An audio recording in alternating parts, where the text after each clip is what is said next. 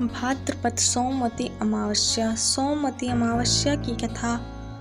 इस कथा के पाठ से मिलता है अखंड सौभाग्य का आशीर्वाद। सोमवती अमावस्या के दिन भगवान शिव की उपासना की जाती है।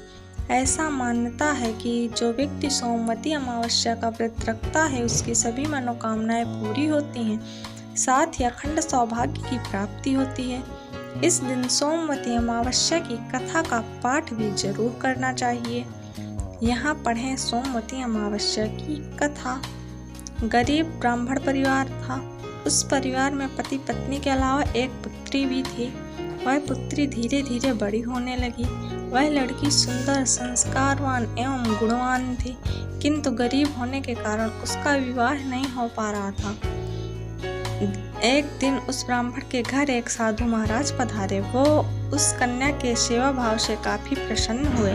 कन्या को लंबी आयु का आशीर्वाद देते हुए साधु ने कहा, इस कन्या के हथेली में विवाह योग रेखा नहीं है। तब ब्राह्मण दंपति ने साधु से उपाय पूछा कि कन्या ऐसा क्या करे कि उसके हाथ में विवाह योग बने। साधु ने कुछ देर विचार करने के बाद अपनी अंतर्दृष्टि से ध्यान करके बताया कि कुछ दूरी पर एक गांव में सोना नाम की धोबिन जात की एक महिला बेटे और बहू के साथ रहती है, जो बहुत ही आचार विचार और संस्कार संपन्न तथा पति परायण है। यह कन्या उसकी सेवा करे और वह महिला इसकी शादी में अपने मांग का सिंदूर लगा दे।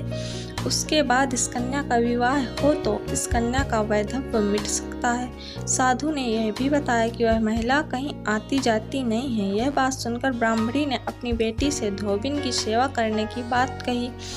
अगले दिन कन्या प्रातःकाल ही उठकर सोना धोबिन के घर जाकर साफ सफाई और अन्य सारे काम करके अपने घर वापस आ जाती है। एक दिन सोना धोबिन अपनी बहू से पूछती है कि तुम तो सुबह ही उठकर सारे काम कर लेती हो और पता भी नहीं चलता।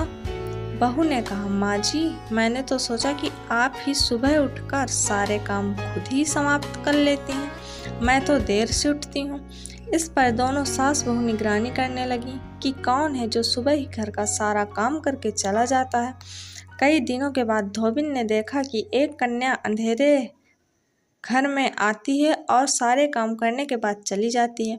जब वह जाने लगी तो सोना धोबिन उसके पैरों पर गिर पड़ी। पूछने लगी कि आप कौन हैं और इस तरह छुपकर मेरे घर की चाकरी क्यों करती हैं। तब कन्या ने साधु द्वारा कही गई सारी बात बताई। सोना धोबिन पति परायण थी, उसमें तेज था। वह तैयार हो गई। सोना धोबिन के पति थोड़ा अस्वस्थ थे। उसने अपनी बहू से अपने लौट आने तक घर पर ही रहने को कहा। सोना धोबिन ने जैसे ही अपने मांग का सिंदूर उस कन्या की मांग में लगाया, उसका पति मर गया। उसे इस बात का पता चल गया। वह घर से निराजल ही चली थी। यह सोचकर कि रास्ते में कहीं पीपल का पेड़ मिलेगा तो उसमें भंवरी देकर और उसकी परिक्रमा करके ही जल ग्रहण करेगी। उस दिन सोमवती अमावस्या थी। ब्राह्मण के घर मिले हुए पकवान की जगह उसने ईंट के टुकड़ों से 108 बार भांवरी देकर 108 बार पीपल के पेड़ की परिक्रमा की और उसके बाद जल ग्रहण किया। ऐसा करते ही उसके पति के मुर्दा शरीर में वापस जान आ गई। धोबिन का पति वापस जीवित हो उठा।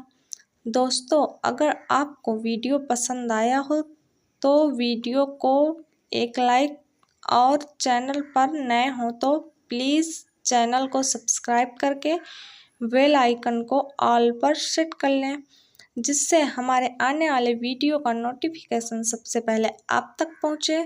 धन्यवाद। जय हिंद, जय भारत। Thanks for watching.